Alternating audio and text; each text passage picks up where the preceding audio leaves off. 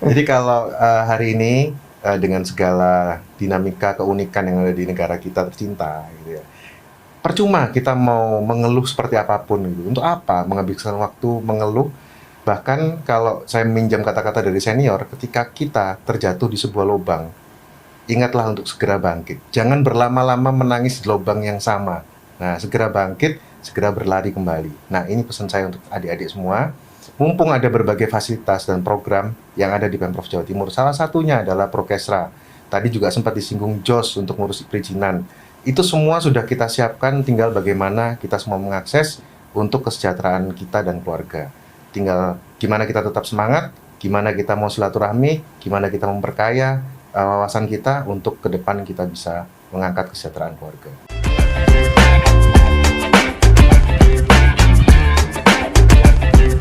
Halo Empower, selamat datang di podcast Suara Rakyat. Dan gini, kalau kamu jalan-jalan ke manapun lah, ke Banyuwangi, ke Pasuruan, ke Probolinggo, itu kan banyak tempat wisata yang pasti kamu sambat. Jadi kok elek lah, kok kurang sip lah gitu kan. Itu sebenarnya bukan karena apa-apa, tapi karena pengelolanya itu masuk UMKM.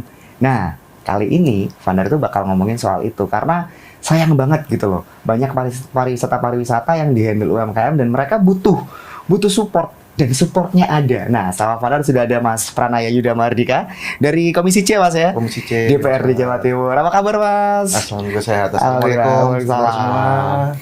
Gimana nih Mas, kalau kita ngomongin UMKM gitu kan, apalagi yang sektor pariwisata kan banyak toh Mas yang mereka itu butuh disentuh permodalan. Ada nggak sih memang Mas?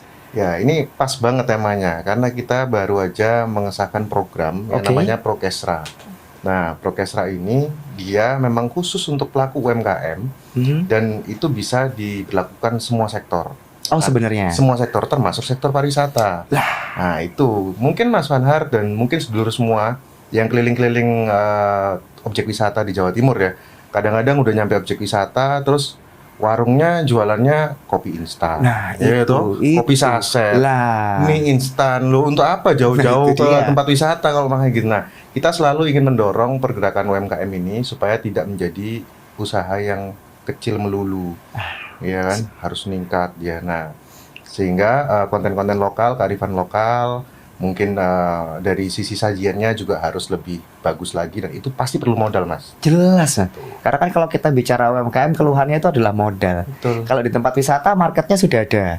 Cuman kalau ya itu tadi kopi instan, mie instan, mau beli itu kayak halah kan kayak gitu kan. Bener. Tapi bedanya apa ketika kita bicara Prokesra Mas sama permodalan lain yang sudah ada sebelumnya bedanya di mana? Sebelum-sebelumnya kita mungkin sering dengar istilah KUR ya, Mas. Betul. Ya, KUR itu dari pemerintah pusat dan itu dengan bunga 6%. Kalau Prokesra ini memang kita desain ini sudah tahun keempat Prokesra dan dari tahun ke tahun memang mengalami beberapa perubahan penyesuaian skema. Cuman dari awal dia di launching oleh Pemprov Jawa Timur itu hanya 3% bunganya. Oke. 3%. Ya. Wow. Per tahun akhir tahun ini sampai dengan seterusnya insya Allah turun lagi bunganya, Mas. Sudah cuma separuhnya, turun lagi jadi 2,75%. Mas, itu kecil banget loh, Mas. Iya, per tahun ya. Jadi pemirsa nanti bisa hitung sendiri kira-kira kalau ngambil 1 juta gitu, ya mungkin per bulan berapa cuma gitu. 2.750 bunganya. Mas, itu kenapa awalnya di 3% dia tuh sudah rendah loh. Turun lagi jadi 2,75. Kenapa, Mas? Ya, pedoman kita memang APBD untuk rakyat ya. Jadi kita harus bagaimana rakyat itu bisa mengakses tanda kutip APBD, ya kan? Tentunya dengan persyaratan yang ada, dan itu membawa manfaat, terutama multiplier effect. Nah, salah satunya pasti UMKM. Nah, punten cukup tapi APBD-nya Mas ya. Aku mulai khawatir nih, karena murah banget loh kan. Bunganya itu kecil banget. Pasti kan ada APBD yang ikut berperan di situ kan. Betul. Cukup tak Mas APBD kita? Ya, untuk menuju ke 27.500 per bulan itu tadi, maka kita sudah menghitung. Dan untuk skema terakhir ini kita beri skema yang judulnya pinjaman non permanen, Mas. Jadi dari APBD bukan penyertaan modal, bukan modal diblengno terus diputerin Bank UMKM, bukan. Tapi Bank UMKM diberi pinjaman non permanen. Ini skema yang terbaru. Iya. Pinjaman non permanen artinya Bank UMKM tidak perlu mencari dana dari luar untuk program ini. Nah, selama ini kan dananya dia program ini. Nah, ini sekarang dananya itu dari APBD. Dia yang distribute ke pengguna manfaat. kemudian nanti suatu waktu memang bisa ditarik kembali oleh Pemprov. Oh, Gitu. Jadi itu namanya oke. pinjaman non permanen. Oke, Gitu. jadi bebannya juga untuk bank UMKM lebih ringan ya, Lebih beban. ringan. Karena Iya. kalau dari masyarakat kan dia harus bayar bunga ke masyarakat, Betul. penabung, ya kan, Ha. nasabah gitu. Kalau itu enggak. Oke, jadi ini skemanya luar biasa loh ya, Mawar. Karena ya tadi dari sisi bank UMKM-nya sendiri mereka tidak akan keberatan. Iya. Gak perlu ngumet non loh Mas. Iya. Ngumet nonnya itu gak bingung gitu kan. Iya, goleki, gak bingung Iya. juga, sudah Akhirnya ada. karena sudah ada alokasinya. Nah, ini Iya. yang bisa jadi pengguna manfaatnya Hmm. UMKM toh pasti Mas. Oke. Yang seperti apa Mas UMKM ini?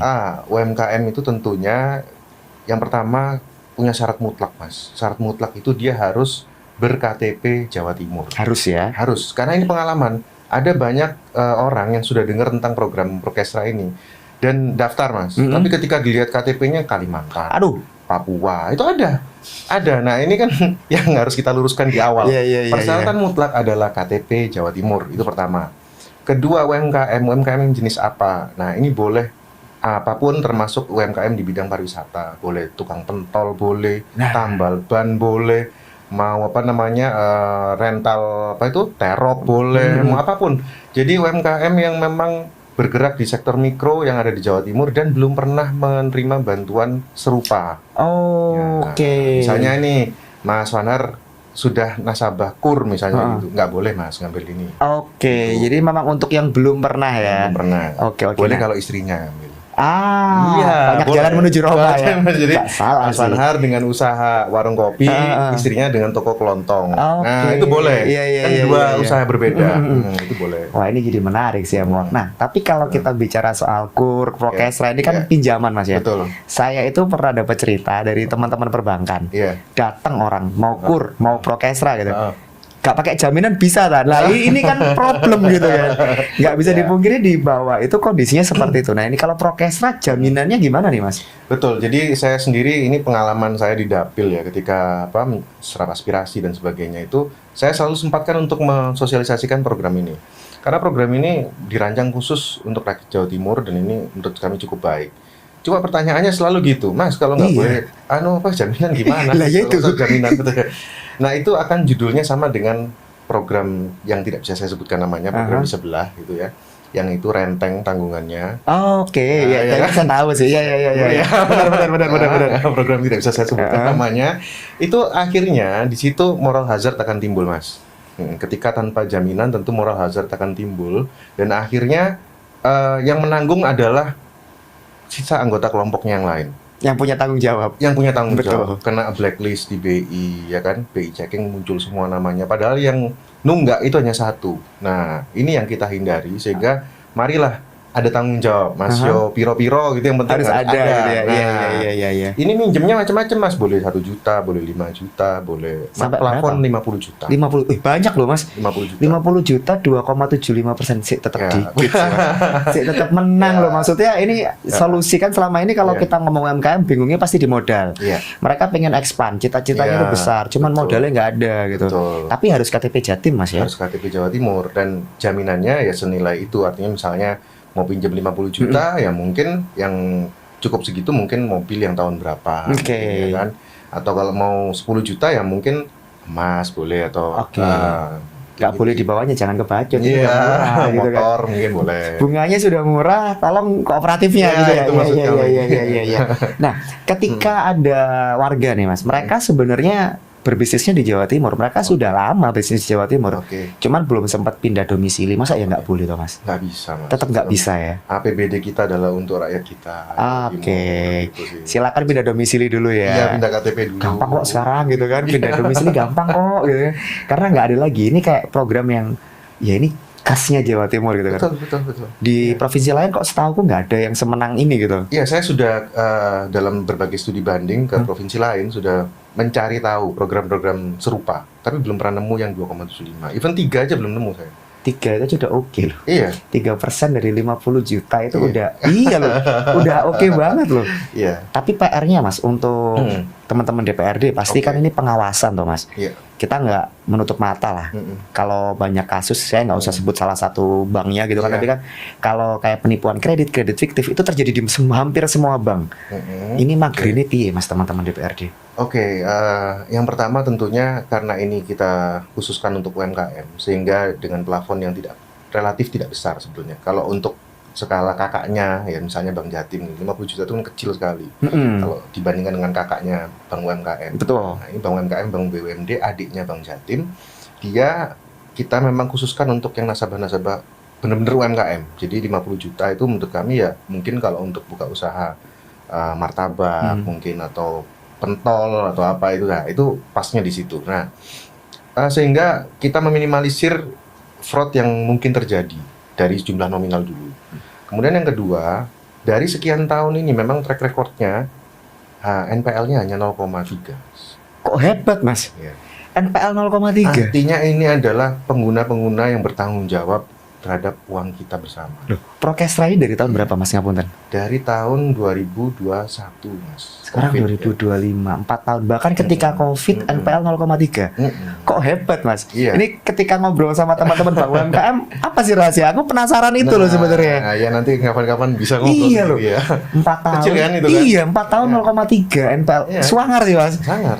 Ini kayak mereka berarti punya sistem cek untuk nasabahnya yang sudah solid loh berarti. Betul, dan memang kan ini yang usaha yang sudah ada atau baru dirintis yang boleh, bukan yang sama sekali nol gitu kan.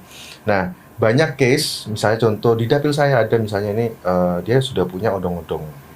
Terus dia mau, ini pariwisata kaitan dengan tema kita. Terus dia mau nambah lagi satu untuk keliling objek wisata yang ada di Banyuwangi. Pinjamnya waktu itu saya ingat 10 juta, Mas.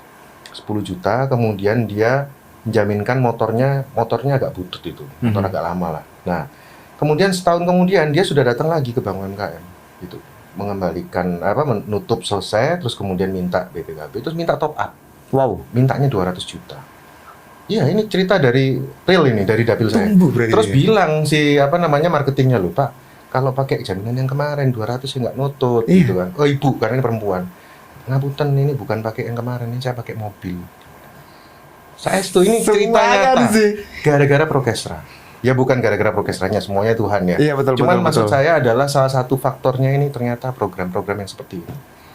Wow. Serius. Ya. Ternyata dari program Prokestra ini banyak UMKM yang berhasil tumbuh. Ya. Ya cerita kayak gini yang kita banyak nggak tahu, Mas. Betul. Karena kita selama ini anggapnya ya ini di luaran nih, Mas ya. Mohon maaf, memang Empower tuh duta suzon ya.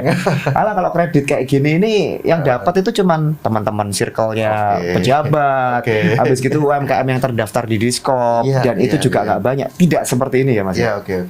Memang tidak seperti itu kondisinya.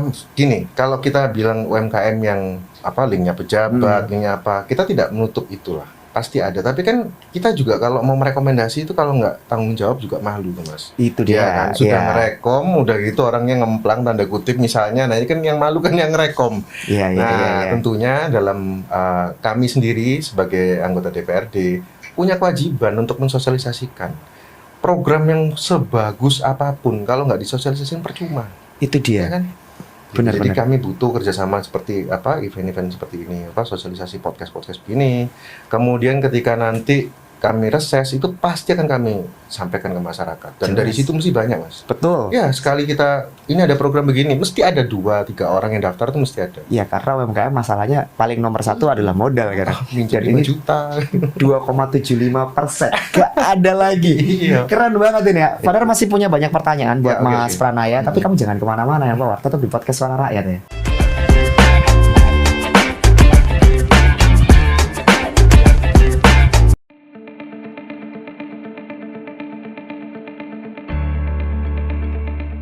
Usaha mikro kecil menengah atau biasa kita sebut dengan UMKM merupakan ujung tombak perekonomian daerah, tak terkecuali di Jawa Timur. Tak bisa dipungkiri, PDRB, Produk Domestik Regional Bruto di Jawa Timur sendiri justru ditopang dari sektor UMKM. Nama saya Samilan, pedagang kerupuk di Pasar Pagesangan di Surabaya. Saya Hamid, pedagang telur gulung di Stadion Bangkalan Madura. Saya Bapak Joko, pedagang kaki lima, Jalan Style Surabaya.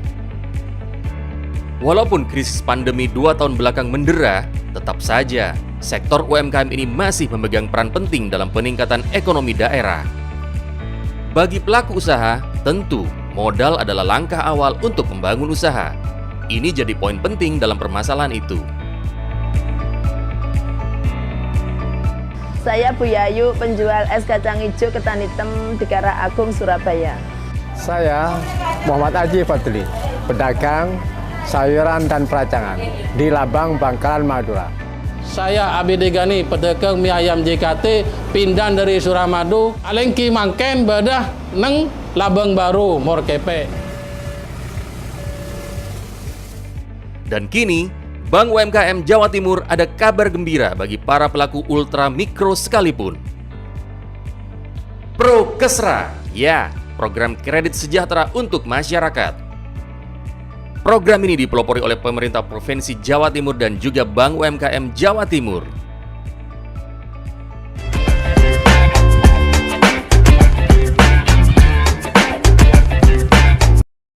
Lanjut lagi ya Pak War, buat Suara Rakyat sama Fanhar dan Mas Pranaya. Mas, tadi kan prokesranya untuk UMKM-nya nih. Iya. Saya jadi penasaran, ini kan kalau dikonekin ke Dapil Panjenengan nih ya, Iya. Banyuwangi, Bondowoso, Situbondo, ini kan area yang pariwisatanya lagi happening ya kan. Connect nggak sih Mas sebenarnya sama potensi pariwisata di sana? Sebetulnya connect banget Mas Fanar. Jadi kalau kita bicara potensi wisata yang ada di sana, tentunya yang paling terdengar hari ini adalah Banyuwangi. Betul, Ya kan, betul. Sudah cukup mendunia lah gitu. Jelas. Wisatawannya cukup banyak. Nah, tapi di balik itu tentunya tadi sudah sempat kita singgung, kalau kita bicara suatu objek wisata, kalau tidak dikelola dan tidak disertai dengan UMKM penunjang, ini juga kurang lengkap rasanya. Itu orang berkunjung ke sana pasti berharap meluangkan waktu lama, dan meluangkan waktu lama itu butuh sarana penunjang. Betul. Ya kan, terutama juga dari sisi kenyamanan, F&B dan sebagainya. Nah, disitulah UMKM itu memang harus ada, dan disitulah peran booster permodalan pro rakyat ini perlu ada.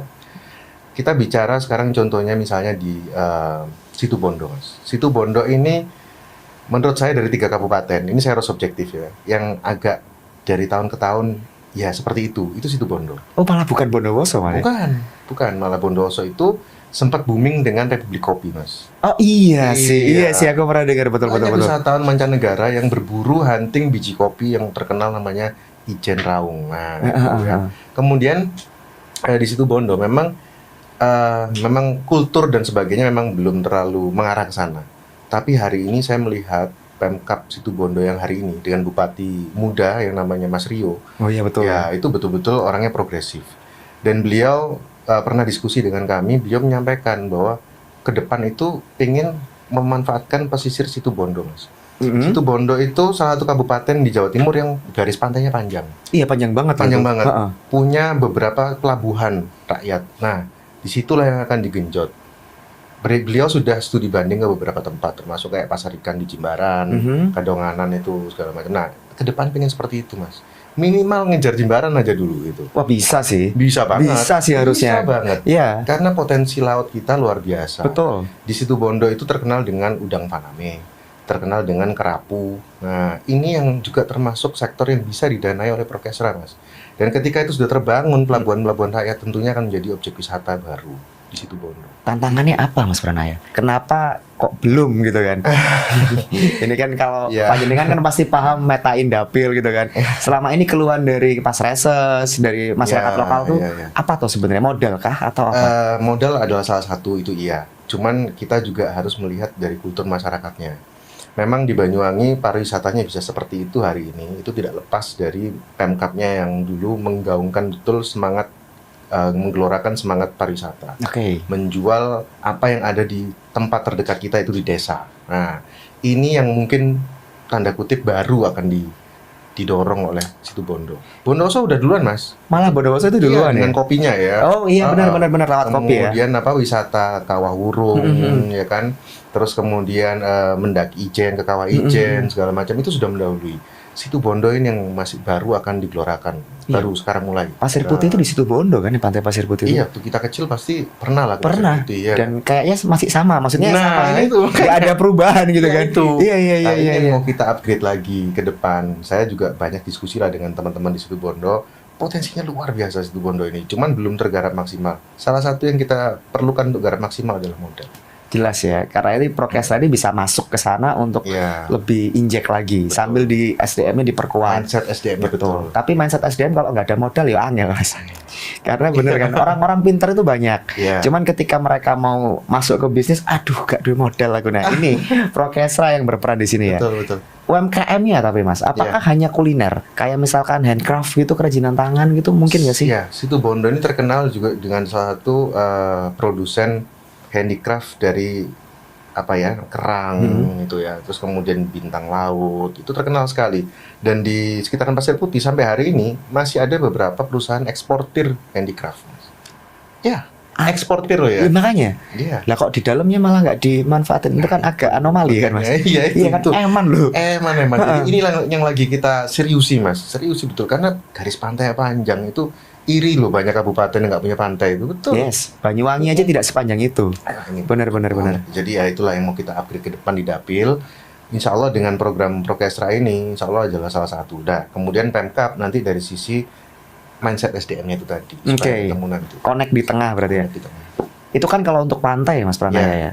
Baluran itu masuk Situbondo toh Mas? Situbondo. Nah kalau misalkan kita ngomong Baluran, saya kebetulan pas pandemi kemarin jalan-jalan ke Baluran kan. Oh sempat ke Baluran. Sempat ke Baluran, nuwakal aku Mas, pandemi jalan-jalan.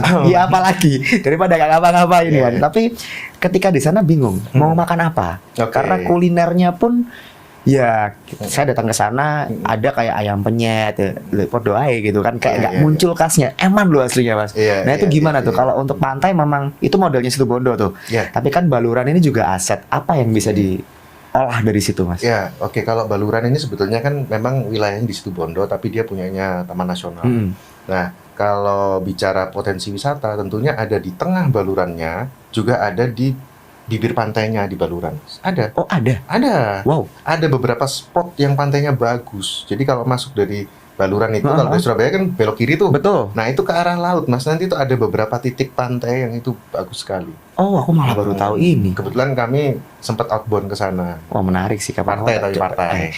Kapan-kapan tak coba ya, aku penasaran soalnya. Ya, ada di situ, di situ ada beberapa memang yang menyajikan ikan bakar. Langsung on the spot gitu, ikannya biasa. Jadi Situbondo ini kalau saya bilang cocoknya itu mestinya tagline-nya Kota Sari Laut mungkin gitu. Sari Laut itu seafood kan ya. Betul. Karena memang garis pantainya sepanjang itu dan itu yang harus lebih dimaksimalkan. Benar. Tapi PR-nya kalau kayak gitu pariwisatanya juga harus digenjot Mas. Dan ini saya rasa kalau kita bicara daerah selain Banyuwangi di dapilnya Mas Pranaya, susah Mas.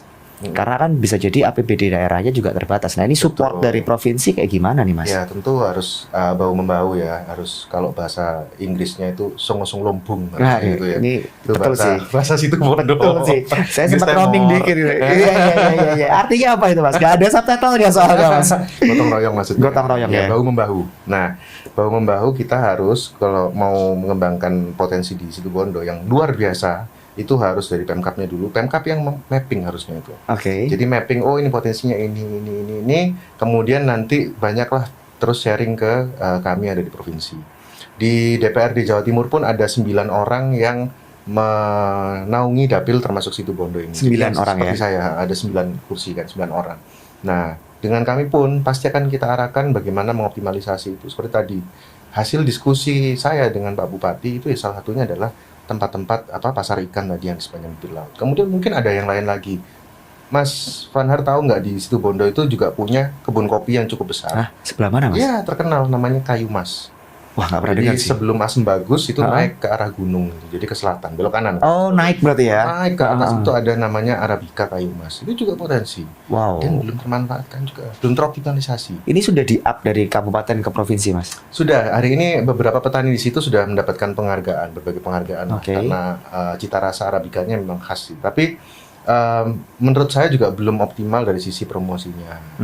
Kemudian penunjangnya di sekitar mungkin mestinya ada guest house yang bisa dibuka di situ untuk mungkin wisata agrowisata petik kopi kalau musim panen misalnya. Itu kan banyak ide-ide yang seperti itu yang belum tereksplor dan itu bisa di Situbondo Mas. Nah, ini berarti PR selanjutnya adalah dikawal Mas, karena ketika modalnya selesai dengan Prokesra, clear. Kalau kita bicara permodalan sama Prokesra beres, 2,75% loh. Aku masih emis gitu kan. Jangan minjem nanti. Iya, tapi aku langsung buka UMKM aku kan habis ini.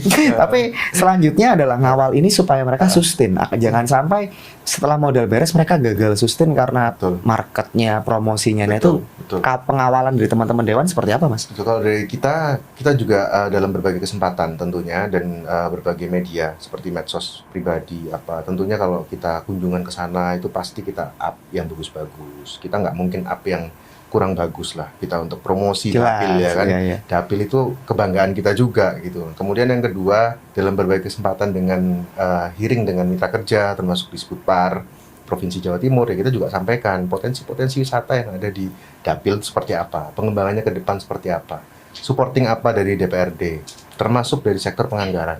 Oke. Itu juga. Nah, kalau bicara soal penganggaran, pasti akses juga nih Mas. Karena transportasi modal dari UMKM-nya beres, Iya. aksesnya nggak bagus kan juga sama aja. Betul. Soal itu nanti dulu Mas Oke. Pranaya. Kamu jangan kemana-mana ya Mawar, tetap di podcast Suara Rakyat.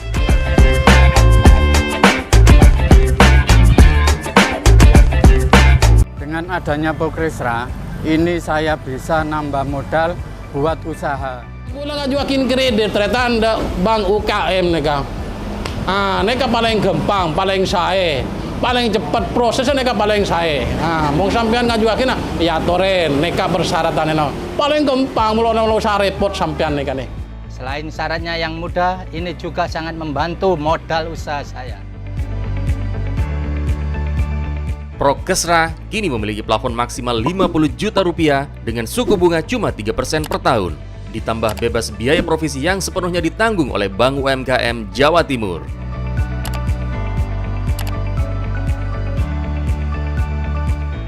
Progresnya oke banget. Terima kasih Pemprov Jatim. Bank UMKM Jawa Timur emang banknya pedagang kecil wong Jawa Timur. Atur sembah nuwun Ibu Gubernur Jawa Timur, Pokresra memang oke. Jaya selalu Bank UMKM Jawa Timur. Terima kasih Bank UMKM Jawa Timur. Matur sekelangkong de Pemprov Jatim, matur sekelangkong de Bank UMKM Jawa Timur. Gak perlu ragu lagi kan? Ayo, raih modal usaha untuk peningkatan usaha bersama Bank UMKM Jawa Timur.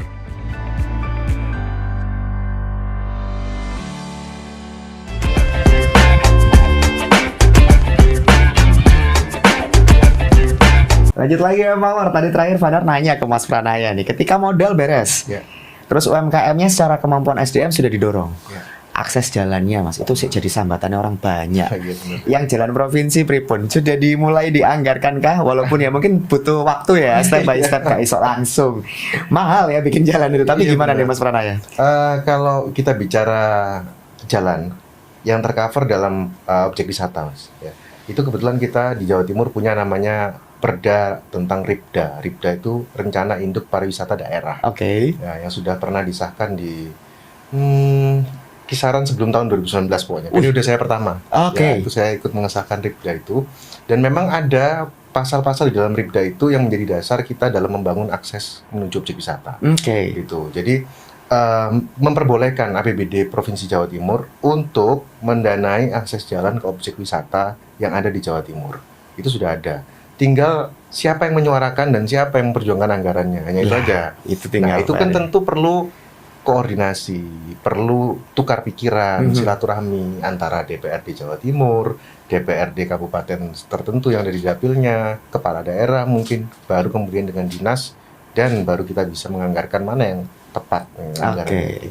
Jadi memang panjang ya plannya ya. Butuh Panjang. butuh sinergi banyak pihak. Banyak pihak, makanya tadi songosong lombung Itu dia. bahasanya. DPRD Jatim sendiri ya gak bisa kalau nggak ada yang dorong gitu Nggak kan. mungkin, harus ada usulan dari bawah. Nggak bisa dari ruang kosong Mas. Nggak Tiba-tiba bisa muncul ruang set kosong. gitu. Ini nggak malah Nggak bisa. dicurigai nanti ya. Iya. Itu dia salah kabeh gitu kan. Balik lagi soal Prokesra Mas. Akhirnya terjawab ya. Jangan khawatir. Jalan rusak sudah ada. Pokoknya dorongan. Jangan dibiarin dewe. Kalau mau dibiarin sendiri nggak bisa gitu kan. Balik lagi ke Prokesra nih Mas. Ini kan peluang yang oke nih kan. Apalagi untuk mereka yang mau berkecimpung di UMKM pariwisata. Gen Z Mas, millennials yang banyak sambat cari kerja susah. Iya, Ini kan peluang. betul. Tapi sektor apa Mas yang menurut panjenengan ini seksi nih? Kamu di sini aja gitu. Ini seksi banget nih sektor ini nih. Apa nih Mas? Gini, kalau kita bicara hari ini di akhir tahun 2025, memang saya tidak terlalu menganjurkan ke terlalu banyak F&B di tempat yang sudah padat. Ya, itu yang pertama. Kedua, cobalah lebih menggali lagi potensi yang ada di wilayah terdekat dulu aja. Misalnya Gini, kalau kita tinggal di desa X misalnya, coba dilihat dari desa X itu apa yang bisa dijual. Nah, itu dulu. Kalau sudah ketemu potensi yang bisa dijual, baru cara menjualnya dan promosikannya. Nah, baru berikutnya kita dompleng apanya supaya bisa dapat duit dari situ. Itu aja langkah-langkahnya sebetulnya. Banyak teman-teman di dapil, di pedesaan Mas, malah yang betul-betul nggak mau cari kerja, nggak mau kerja ke kota. Dia memang betul-betul tanda kutip kayanya memang dari desanya sendiri. Jadi dia menjual objek wisata yang ada di desa. Dia kebetulan punya kemampuan menganyam. Ya, ini ada satu desa di Banyuwangi. Dia adalah desa perajin rotan, anyaman rotan. Anyaman rotan. Jadi satu jalan itu semuanya perajin. Itu yang dijual, Mas. Nggak gesekan marketnya, Mas. Kenapa? Marketnya nggak gesekan, Mas. Enggak. Ya kalau itu kan rezeki sudah diatur. Oh, betul juga sih. Iya. Nggak akan tertukar. Nggak akan tertukar, benar.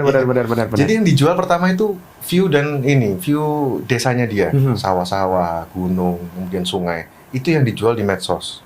Menarik orang datang sampai terus digiringnya ke tadi itu. Jadi ke perajin-perajin itu. Dari situ dia kayaknya, Mas. Modalnya nggak gede, Mas? Nggak gede kalau rotan ada di desa kok. Oh, barangnya sudah ada. Sudah ada bahan bakunya. Oke. Iya, jadi ya itu. Jadi apa ya? Untuk apa kita jauh-jauh harus cari barang nggak jelas, ngelamar ini itu segala macam. Itu mindsetnya dia.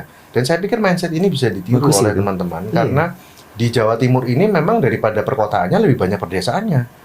Dan tiap desa itu pasti punya potensi sebetulnya yang bisa dijual. Tinggal jeli atau enggak ya? Tinggal jeli atau enggak, mau mikir atau enggak, mau silaturahmi enggak. Benar. Kalau ketemu saya terus nanya, Mas, iki aku wis duwe ngene-ngene. Kira-kira piye? Kan pasti tak giring sini, wis modal iki pakai ini deh gitu.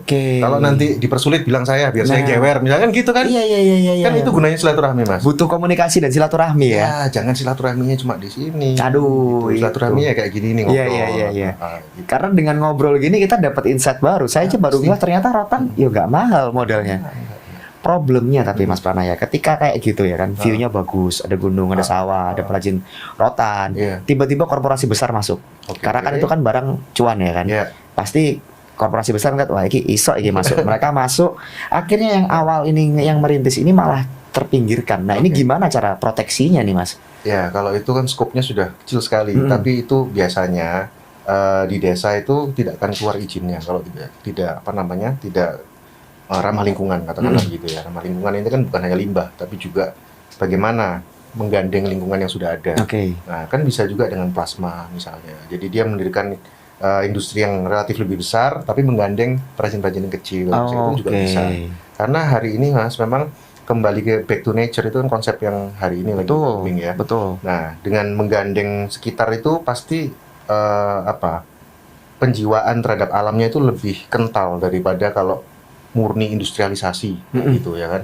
Nah, itu yang memang harus digiring hari ini. Dan saya senang kalau ada investor-investor yang masuk ke desa-desa malah. Justru malah itu bukan masalah sebenarnya. Bukan ancaman, bukan masalah. Itu yang bisa mendongkrak ekonomi di dalam.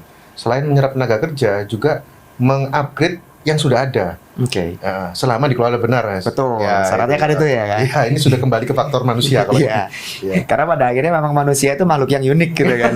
Nggak bisa ditebak, nggak bisa diprediksi gitu kan. Mereka adalah objek yang unik kalau buat saya. Oke, jadi sebenarnya investor masuk itu bukan masalah, Mas Pranaya. Wah, jadi ini bukan tantangan sebenarnya, justru malah ini peluang gitu kan. Peluang. Balik lagi ke prokesranya tapi Mas, saya tadi barusan kepikiran ketika Mas Pranaya menjelaskan gitu kan. Saya mikirnya gini, boleh nggak sih prokesra ini bukan cuman barang jadi, tapi jasa, dalam artian gini. Ada ketika saya main ke satu tempat gitu kan, butuh foto video. Sekarang itu kan tren ya kan, orang datang ke sini tuh wisata gitu ya, bukan ada fotografer, gak ada videografer. Boleh nggak sih itu kan jasa kreatif yang kalau kita bilang legalitasnya ya gak ada gitu kan. Itu kan freelancer, boleh nggak minta modal prokesra? Let's say buat beli kamera, itu kan costly, mahal tuh Mas. Boleh nggak sebenarnya prokesra dipakai gitu? Nah, saya langsung jawab dua pertanyaan berarti. Yang pertama saya katakan boleh. Karena jasa itu bukan hanya videografi, tapi juga ada tadi yang odong-odong itu. Itu juga jasa ya. Betul. Nah, itu boleh. Fotografi, videografi boleh. Tapi memang sebaiknya usaha apapun yang kita lakukan itu minimal ada NIB-nya. Minimal itu. Oh, wajib ya? Iya, minimal itu. Karena itu akan mempermudah legalitas kita ketika mau mengakses kredit semacam ini. Gitu. Dan NIB itu nggak sampai 1 jam Mas ngurusnya, Mas. Oh ya? Iya. Gampang dong? Loh, saya sudah pernah sosialisasi NIB. Jadi dibuatkan on the spot gitu. Ya kasarnya nih ya, sambil rebahan pun bisa gitu. Oh, Kan oke. pakai HP semua sekarang. Nah itu yang orang kadang masih belum ngeh mas. Iya. Pikirnya masih kayak zaman dulu. Wah, iki sik kudu meja 1, meja 2, meja 3 gitu. Sekarang Udah enggak ya? Itu pemirsa. Nggak ada gitu ya? Iya, ada namanya aplikasi JOS mas, Jatim Online Single Submission. Oke. Nah, itu juga kebetulan mitra kami di DPM BTSP. Itu satu aplikasi perizinan namanya. Oh, Ngurus NIB langsung di situ. Nggak usah datang ke kantor, nggak usah ketemu orang, udah di situ aja upload KTP apa upload jadi NIB. udah kan? Enak loh deh. Iya, salah satu Enak syarat udah. untuk meminjam Prokesra. Itu Karena- lebih cepat. Itu yang paling penting ya, karena Ya. ketika ada legalitasnya, otomatis kan bisnisnya diakui. Iya, betul. Nggak perlu khawatir ya Mawar. NIB sambil rebahan beres. gitu. Beres. Dan satu lagi mas, di Apa tuh, dapur Mas? saya sudah ada yang akses untuk beli kamera. Duh, alah. Sudah ada. Sudah ada ternyata success story-nya. Gimana itu ceritanya mas? Wedding organizer. Oh, wedding. Mas. Oh, Yo. itu juga penting sih. Jadi dia Ah. WO, terus dia beli kamera untuk fotografi, videografi. Pinter juga. Oke. Terus temennya lagi minjam untuk terop mas. Wih, udah jadi satu set wedding organizer akhirnya kan? Iya. Udah wedding service ya mas, Iya, taruh betul. ono, fotografernya ada, video. Asli ini cerita nyata. Wih, iya. Berarti ini Prokesra ini sebenarnya kompak sudah ya. Iya. Cuman banyak yang belum tahu nih mas. Banyak yang belum tahu. Iya Makanya kan. kita butuh podcast seperti ini untuk terus kita sosialisasikan. Nah, terakhir nih Mas Pranaya kalau kayak gini. Pesan Mas Pranaya buat Gen Z millennials yang ya mereka itu masih pola pikirnya tuh kerja startup-nya gaji gede gitu kan. Ayolah ini mumpung ada dari Pemprov Jatim yang peluangnya juga aku pengen gitu kan Mas. Aku pengen gitu kan. Gimana Mas Pranaya, monggo. Iya. Jadi kalau hari ini dengan segala dinamika keunikan yang ada di negara kita tercinta gitu ya. Percuma kita mau mengeluh seperti apapun gitu. Untuk apa? Menghabiskan waktu mengeluh. Bahkan kalau saya minjam kata-kata dari senior, ketika kita terjatuh di sebuah lubang, ingatlah untuk segera bangkit. Jangan berlama-lama menangis di lubang yang sama. Nah, segera bangkit, segera berlari kembali. Nah, ini pesan saya untuk adik-adik semua. Mumpung ada berbagai fasilitas dan program yang ada di Pemprov Jawa Timur, salah satunya adalah Prokesra. Tadi juga sempat disinggung JOS untuk ngurus perizinan. Itu semua sudah kita siapkan, tinggal bagaimana kita semua mengakses untuk kesejahteraan kita dan keluarga. Tinggal gimana kita tetap semangat, gimana kita mau silaturahmi, gimana kita memperkaya wawasan kita untuk ke depan kita bisa mengangkat kesejahteraan keluarga. Itu aja. Enak loh Mawar. Bayangin aja, bunganya murah. NIB dipermudah gitu kan. Iya. Sudah nggak kayak dulu gitu. Kayak dulu, Iya, Mas. ceritanya zaman bapakku sih memang meja 1, meja 2, meja 3, meja 4 ya. Tapi kan itu dulu. Kadang-kadang mejanya dibawa. Kadang-kadang iya, kadang-kadang mejanya dibawa pulang harus ke Iya. rumahnya. Udah nggak ada yang kayak Nggak gitu. ada. Udah enak. NIB sudah aman. Iya. Bunganya sudah rendah. Iya. Wajib Tinggal sih. Mau nggak? Gitu aja. Itu. Mau gerak nggak? Berani nggak gitu kan? Berani nggak? Itu balik lagi ke kamu. Emang Betul. balik lagi ke kamu supaya kamu ayolah kita bisa kok. Aksesnya juga sudah ada. Jangan cuma bisa ngeluh gitu Mas ya. Iya, Itu. sambatan tok Itu. Ayo, Sambat semangat. nggak ono aksinya sama aja. Terima kasih loh Mas Pranaya anyway. Sama-sama. Kamu wajib Sama-sama. share sih Mawar episode ini kemanapun supaya makin banyak yang tahu. Aku aja nggak tahu ternyata bunganya 2,75%. Awalnya 3% tak pikir oh murah ya. Oh enggak 2,75. Loh kok tambah murah lagi. Ini wajib banget kamu share ke mana-mana supaya yang tahu makin banyak. Iya. Supaya ya Jatim Makmur beneran bisa terwujud dengan segera gitu kan Mas. Amin, amin, amin. Terima kasih banyak Mas Pranaya, insight-nya Sama-sama. luar biasa. Ayo kita nanti OTW ke Bang UMKM nih. Bilang ini dari Mas Pranaya di endorse nih gitu kan. Oh, iya. Di support Mas Pranaya untuk UMKM. Terima kasih sekali lagi Mas. Ya, Thank you. makasih. Kamu jangan lupa like sama subscribe ya Mawar biar kamu tahu di podcast Suara Rakyat ada apa lagi. Fadar pamit anyway, Mas Pranaya juga pamit.